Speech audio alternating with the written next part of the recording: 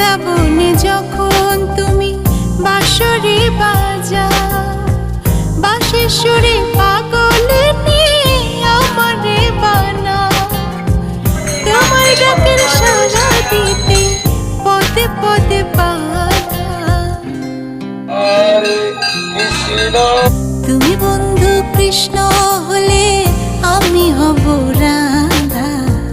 তোমার আমার প্রীতি একই সুতায় বাঁধা। তুমি বন্ধু কৃষ্ণ হলে আমি হব রাধা। তোমার আমার প্রেম প্রীতি একই সুতায় বাঁধা।